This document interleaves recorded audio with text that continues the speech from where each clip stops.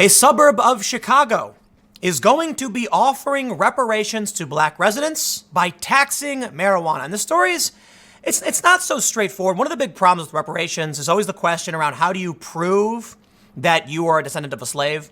One of the big challenges is somebody could have moved here, their family could have moved here, 60 years ago, still face some discrimination, but reparations supposed to be because of slavery. So on the surface, I generally think the idea of reparations can make sense. The problem, however, is I think that time has long since passed and it doesn't really make sense anymore because you can't really track, how do you know somebody really was the descendant of a slave? Some people, absolutely, but a lot of people not really. And then it creates an imbalanced system. That's why, for the most part, I'm not in favor of race-based programs like this. I think it should be class-based. Right now, if we've got a problem of a lack of education and poverty, then we should focus on, impoverished communities because, imagine, we'll put it this way. Let's say you have an area that's one of the things they're going to be doing with this reparations is business development, right? Well, are neighborhoods that are predominantly black only black? No, not really. There's probably some Latinos and probably some white sometimes, in which case it doesn't make sense to affect a community this way that only people of one race get something. It's complicated. Let's read the story from the Washington Post, see what actually is going on. In Evanston, Illinois, city officials are hashing out a plan for racial equity with emphasis on the hash. Ha ha ha ha ha. Very funny, Washington Post. That was terrible. And as Illinois prepares to legalize recreational marijuana, that's cool. The Chicago suburb has voted to tax the sale of cannabis, expected to generate hundreds of thousands of dollars each year, to fund race-based reparations for its black residents. Our community was damaged due to the war on drugs and marijuana convictions, which affect people of all races.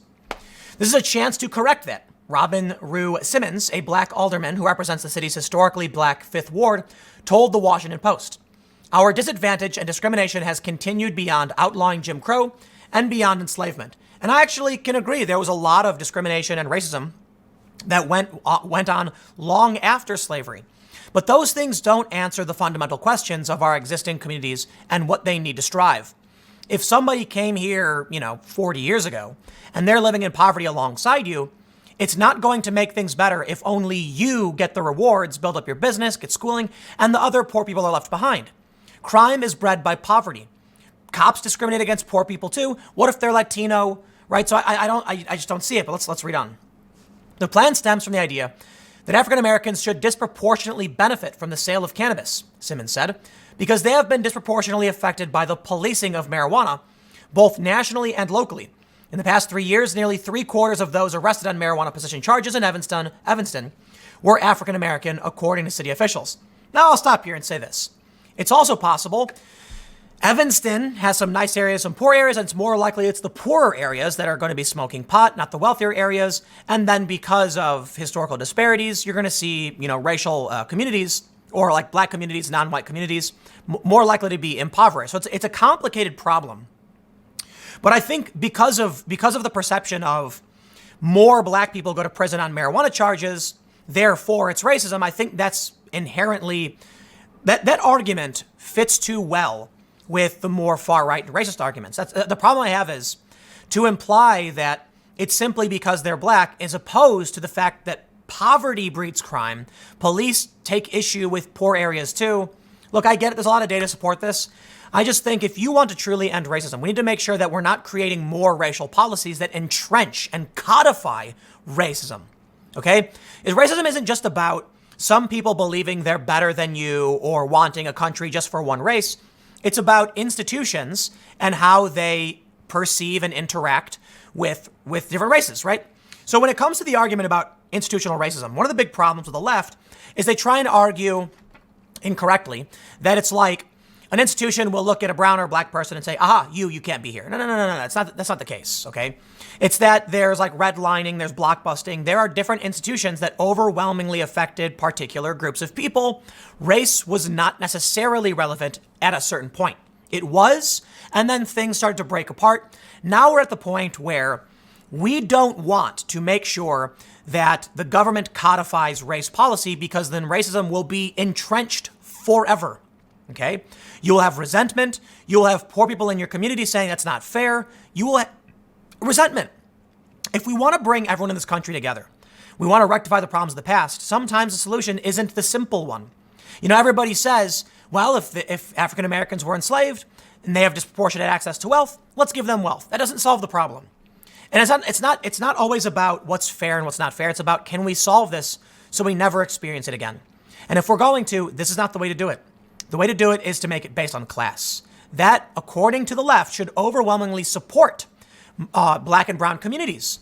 But it will also make sure that we don't leave anyone behind, assuming they're Asian, Latino, or whatever other minority, religious minority. We need to make sure we're going to say to everyone, right, we are not going to leave you behind. So let's read on. They say the city's reparations plan will benefit not only the victims of the war on drugs, rather, it focuses on all African-American residents who Simmons said have suffered from the city's history of redlining and more recently from the recession and the foreclosure crisis. As black Evanstinians are pushed out by high property taxes and predatory lending practices, the reparations plan looks to give them the money to keep living and working in the lakefront suburb, about 14 miles north of downtown Chicago.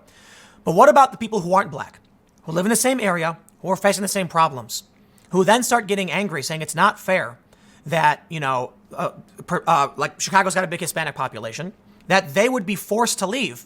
Because as you start giving this money and these benefits to the black residents, prices are still going to go up. Gentrification is still going to happen. Is it fair that we can tell those Hispanic individuals, you don't deserve to live here, but they do? I don't think so. Just because they may have come from families victimized in the past. What about Chinese people who are victims of, the railroads and things like that, or Japanese internment? We did pay reparations to the Japanese, so not the perfect example, but there are other groups of individuals who have been historically marginalized, insulted, and battered down. So again, I'll say for the millionth time, it's not the solution, man. Besides being home to Northwestern University, Evanston has one of the largest black communities in the metro area's affluent North Shore suburbs. About 22.5% of residents identified as black in 2000, according to the census. That figure fell to 16.9 in 2018. The city has long been heralded as a local pioneer for equity. And in 2002, its council voted unanimously to support a federal commission to study reparations, which had been introduced in Congress by then Rep. John Conyers Jr. Is he the guy who got forced to leave because of impropriety? Or I could be wrong. Since then, it also created a chief equity officer and a commission on equity and empowerment and passed a resolution committing to end structural racism. As interest spread in race-based reparations, largely ignited by a 2014 essay in The Atlantic from writer Ta-Nehisi Coates, Evanston began exploring the idea on a local level. A commission hosted town hall meetings to hear what reparations might look like. Officials and residents drafted dozens of possibilities. Then in June, Illinois became the latest state to legalize recreational marijuana, following 10 other states and the District of Columbia. Amid the vote, state lawmakers included a social equity provision that expunged criminal records and favored licenses in areas they deemed disproportionately affected. I actually think that's fine. I think all these states that are passing recreational laws should start releasing the prisoners who are convicted under marijuana laws, right? If you're somebody that was caught with a certain amount, you should be let go. We should commute, expunge, and say, look, you might disagree. There's one argument that they still broke the law. They still acted against the interests of the U.S. Yeah, but you know what, man? I think we're at a point now, if we're going to make something legal, we shouldn't keep someone locked up. Look, so they served time. You know what I mean? I think that works. And if we're going to expunge all these records, let everybody out, well, then wouldn't that affect disproportionately people of color based on your argument? So they're getting a benefit. They're getting help. These problems are being reversed. I do think it would make sense to use the tax money from recreational marijuana towards programs for those who were imprisoned on marijuana charges. That makes sense. That could be for anybody of any race. And again, if you think that it's black people that are being disproportionately affected, then they will be the ones who disproportionately benefit. It's simple, isn't it? I think it makes sense to release people on marijuana charges if you made it legal. Now use those taxes to help those who spent time in prison and need to reintegrate into society.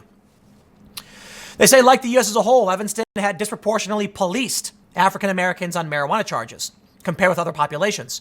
Over a 36-month period, 71% of those arrested for possessing cannabis and 57% of those issued citations were black. However, this is bad data. This just shows that perhaps African Americans are more likely to have and smoke marijuana.